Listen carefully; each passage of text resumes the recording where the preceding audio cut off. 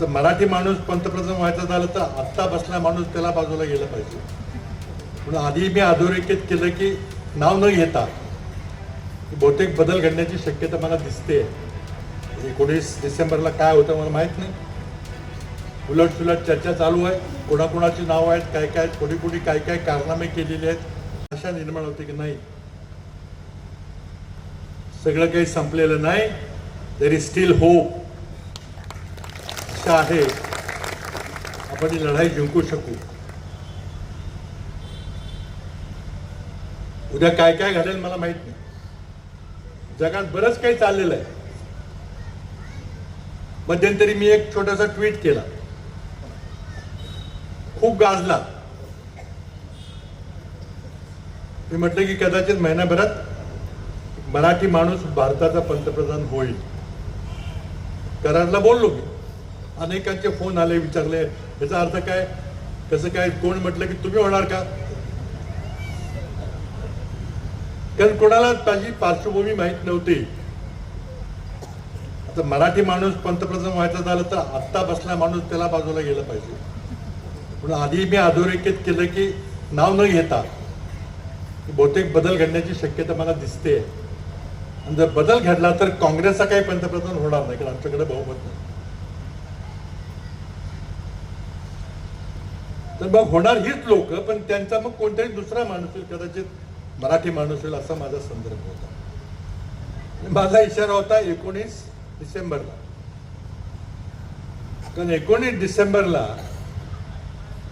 अमेरिकेत संसदेने कायदा केलेला आहे.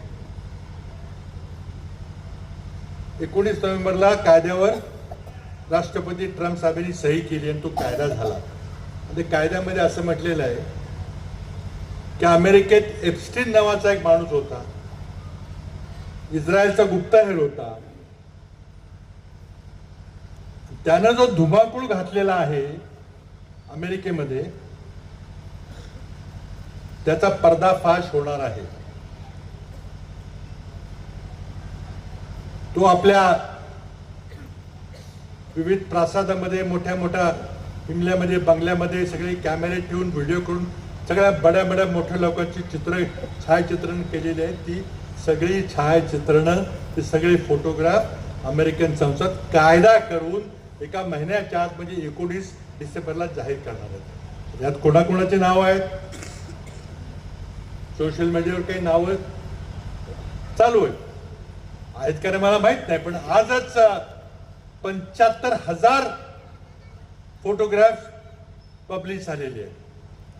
20,000 ईमेल्स प्रकट झालेले आहेत.